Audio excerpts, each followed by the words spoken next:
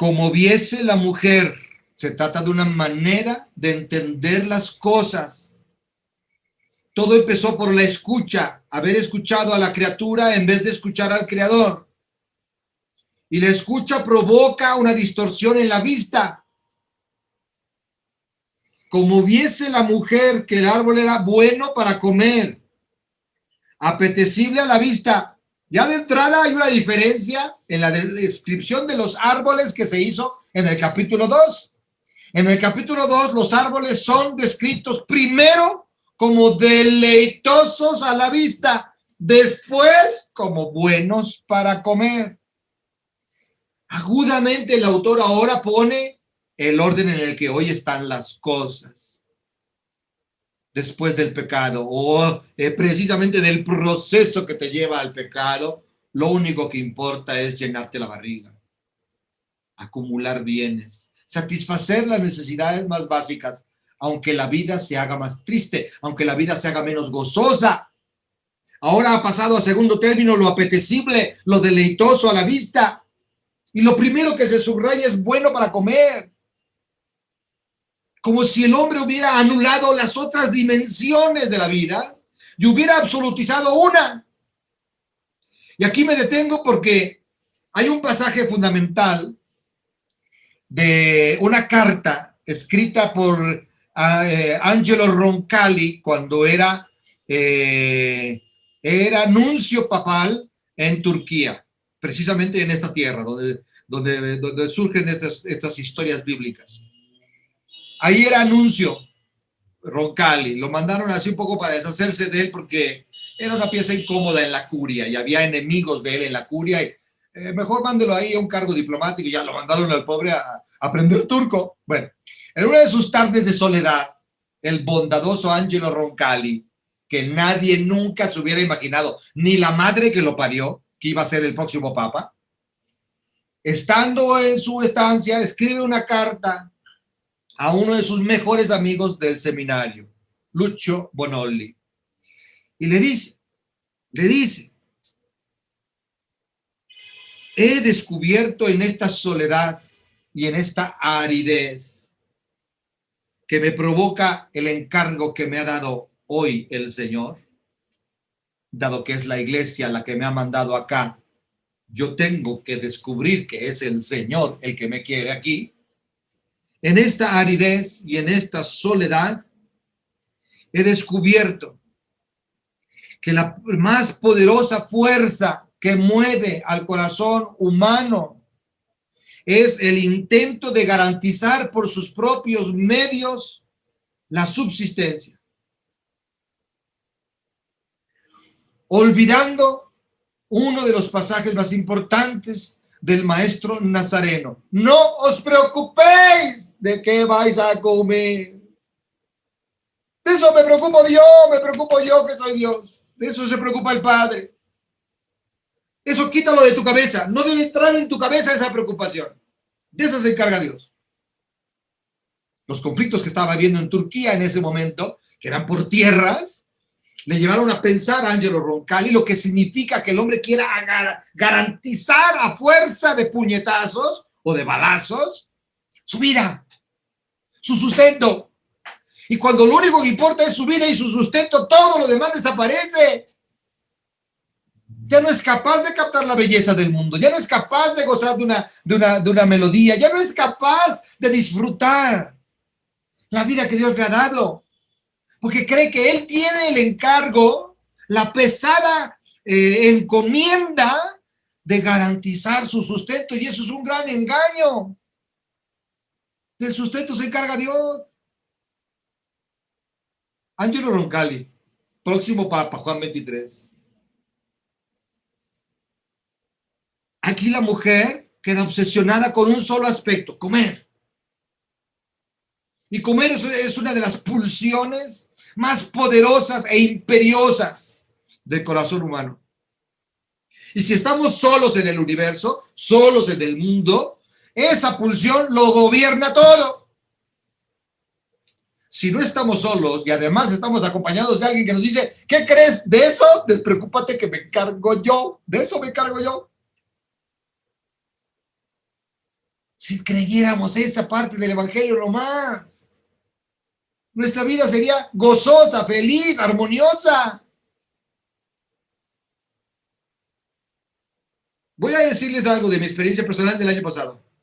Fui el primer párroco de la segunda vicaría que cerró la iglesia el día de la pandemia. Bueno, el día de la pandemia, el día en que nos dimos cuenta que había una pandemia. Cerré antes de que nos lo autorizara el arzobispo de México. No quería que se cerraran las iglesias, porque no creían que fuera tan grave el asunto. Y entonces se tardaron en tomar la decisión. Y yo dije, no, yo no voy a arriesgar a mis pobres viejitas, que son las únicas que vienen a misa, no les voy a arriesgar, y cerré la iglesia. Y con el cierre de la iglesia, se desplomó la de por sí raquítica economía de la parroquia. Es una parroquia pobre, es una parroquia en un barrio populoso. Se desplomó la economía. Y yo tenía 6 empleados a los que pagarles su sueldo cada semana. Ni una sola noche perdí el sueño pensando en cómo le voy a hacer, de dónde voy a sacar, qué podré vender. Señor, tú te encargas. Acuérdate que la economía la manejas tú y yo celebro misas, impongo manos y bautizo chavalines. Y claro, la comunidad del camino, por supuesto, fue fundamental. Inmediatamente los hermanos de la comunidad del camino se organizaron, pero también personas de Tacubaya. Empezaron a llegar las ayudas.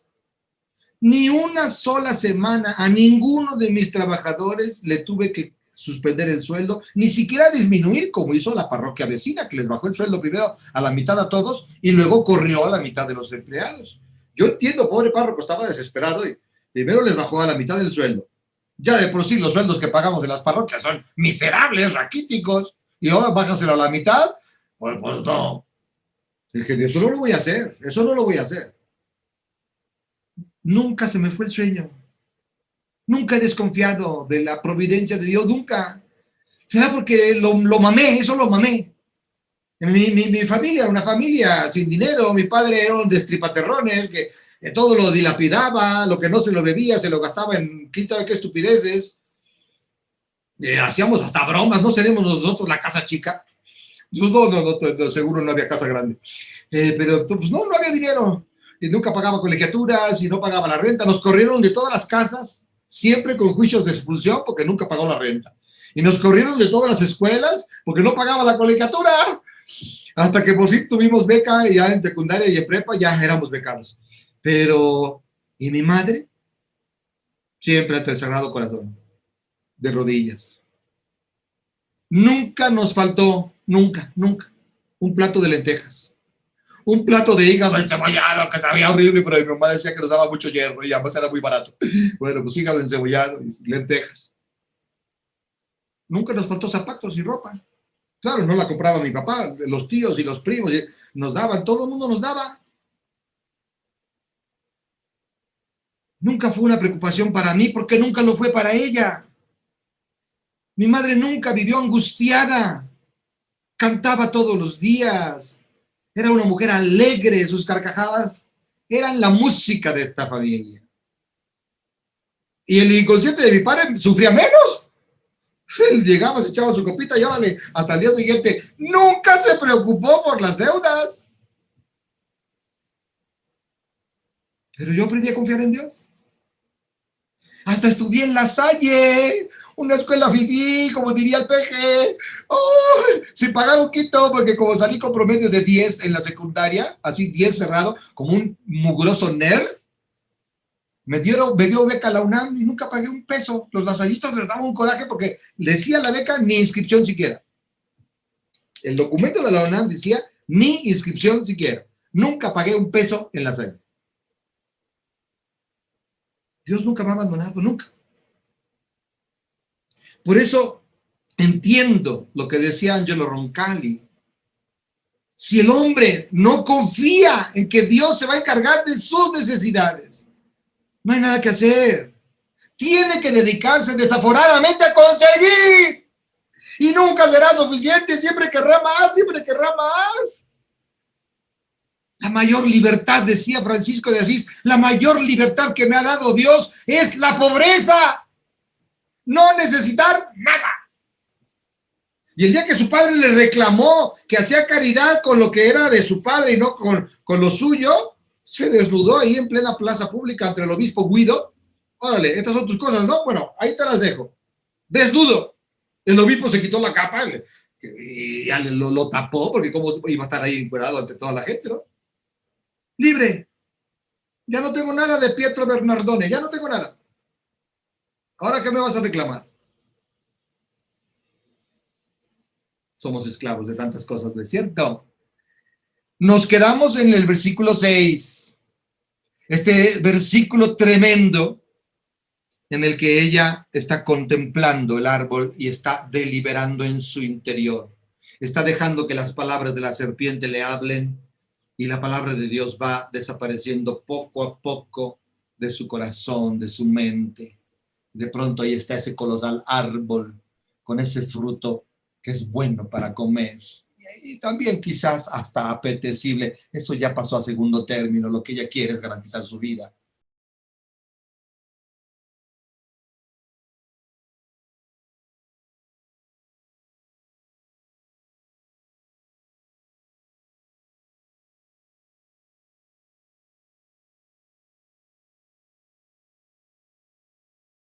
La providencia divina significa que no me preocupo. Eso no significa que no me ocupe. Yo hago lo que me toca hacer, pero la preocupación desaparece porque confío plenamente en que Dios sostiene mi vida. No, no es la vaca a la que le voy a chupar todo lo que yo puedo y viva la pepa. No, no. El trabajo aparece desde el principio, desde antes del pecado. El trabajo forma parte de la vida humana y puso ahí al hombre en el jardín para que lo trabajase y lo cuidase. O sea, el trabajo nos toca a todos, pero la preocupación es diabólica. El preocuparme, ahí es donde entra la ruptura con Dios. No confío en Dios.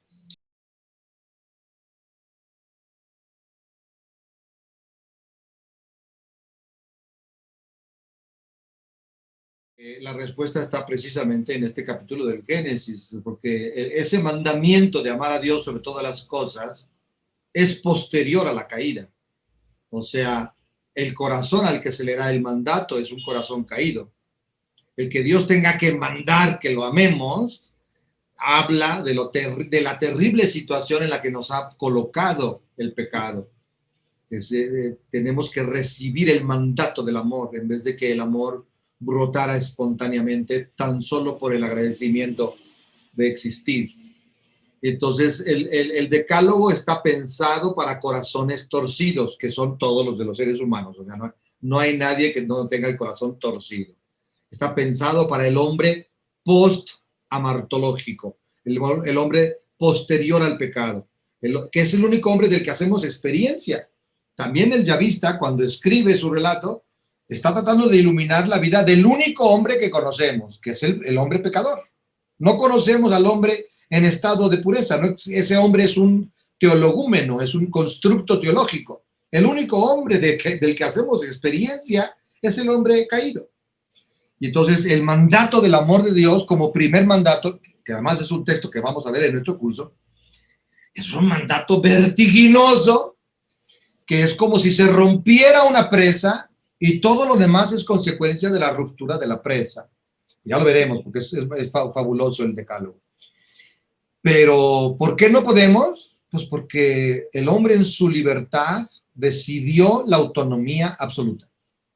Y eso deformó el corazón humano. El pecado, lo vamos a ver en la reflexión teológica sobre el pecado original. El pecado no es una acción puntual cometida en el pasado por alguien. El pecado modificó la naturaleza humana. Y la naturaleza que esos primeros hombres transmitieron a otros es una naturaleza caída, es una naturaleza que ya viene rota desde la raíz. Y ese es el problema.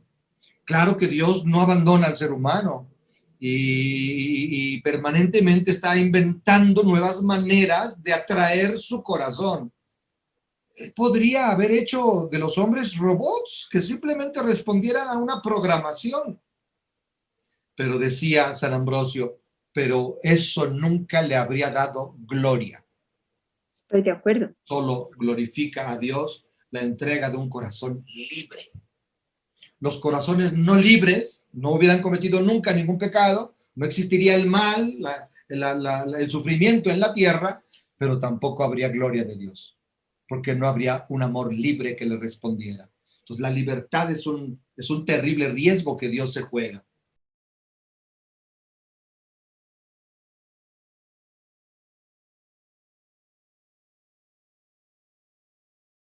En el fondo es un misterio. ¿Por qué existe el mal? ¿Por qué el corazón del hombre se orienta al mal? ¿Por qué existe la concupiscencia, que es el atractivo que genera sobre nosotros cualquier propuesta que se separe de Dios, ¿no?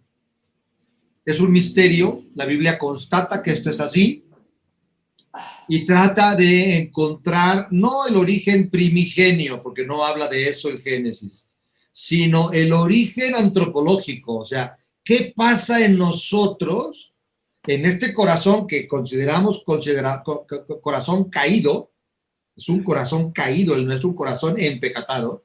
¿Qué pasa en nuestro corazón cuando nos topamos ante las dos alternativas? La alternativa de la escucha de la palabra y la alternativa de la escucha y del atractivo de las criaturas.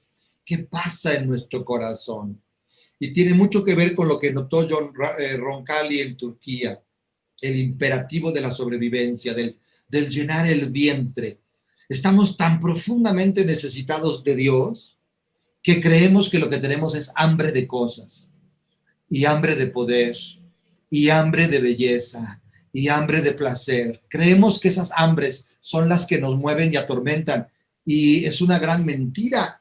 El hambre que nos atormenta es el hambre de Dios. Tenemos hambre y sed de Dios. Pero nos da miedo descubrir esa hambre, nos da miedo descubrir esa profunda necesidad, porque tendríamos que relativizar todo lo demás y poner en segundo término todo lo demás a lo que estamos apegados. Y a Dios no estamos apegados. Nos cae bien de vez en cuando, pero no estamos apegados. Entonces, soltar todos nuestros apegos para lanzarnos a la satisfacción de nuestra hambre más profunda nos causa vértigo, nos da pánico. Es ese corazón caído que Jesús vino a redimir. Lo que vino Jesús a hacer es a cambiar el corazón del hombre, para que el hombre pudiera entregarse por completo al amor de Dios.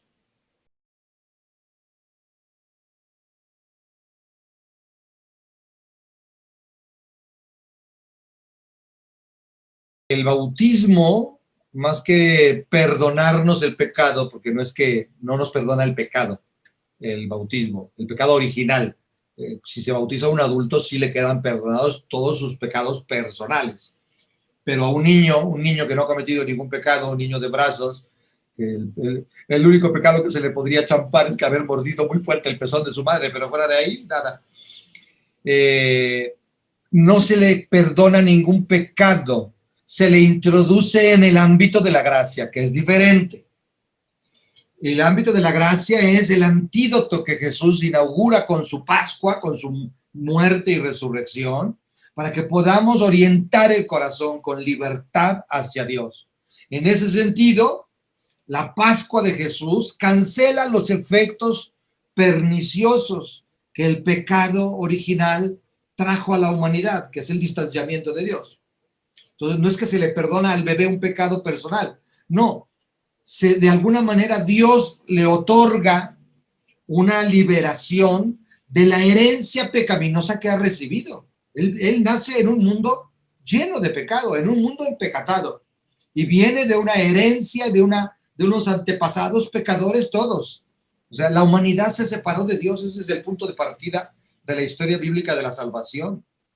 Y para representar ese momento de ruptura se creó estos dos personajes de Adán y Eva, pero el problema es que el hombre nace en esta situación de ruptura. Lo que hace el bautismo es iniciar una nueva posibilidad, no es mágica. Esa nueva posibilidad tiene que darle cumplimiento a la iglesia, tiene que darle acompañamiento a la comunidad cristiana. Los padres tienen que educar en la fe, ese chavalín tiene que ir creciendo en los valores cristianos para que esa gracia que se le ha dado fructifique y un día pueda orientarse libremente hacia Dios.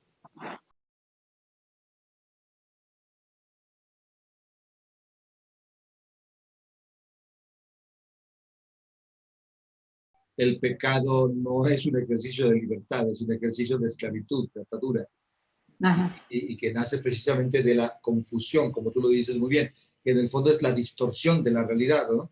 Por eso la serpiente empieza distorsionando la verdad.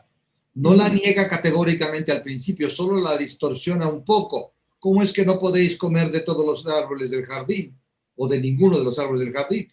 Hay una distorsión de la verdad. Y Eva también responde ya desde una visión distorsionada de la realidad. No, podemos comer de los árboles, olvida el todo, pero de este árbol ha dicho no comas ni lo toques. O sea, en cuanto hay esta confusión y esta ofuscación respecto a lo que es la verdad, el hombre se deja llevar por su egoísmo, por eso cambia el comer para arriba y el deleite para abajo. Es decir, lo más importante es que yo me satisfaga y lo demás no importa, ¿no? Y ya, eso ya se convierte en una espiral que lo que sigue va a ser arrastrar al marido a lo mismo, le da de comer al marido y ya es una bola de nieve que ya no se puede frenar. Pero todo empieza con una distorsión de la verdad. Pero esa verdad solo se puede conocer por la escucha, porque cuando Dios les dice no pueden comerse el árbol de la ciencia del bien y del mal, quiere decir que no está a mi alcance, que tengo que aprender a recibirlo gradualmente y que en eso consiste la criatureidad. Cuando yo quiero omitir mi propia verdad, que es ser criatura, distorsiono todo. Y Dios se convierte en un enemigo celoso que me quiere privar de ciertos dones, la serpiente se convierte en una consejera que me abre un camino apetecible, etcétera. Todo se distorsiona cuando yo olvido que soy criatura y que aprender a descubrir la verdad es un camino fatigoso que tengo que hacer desde la obediencia a la palabra revelada.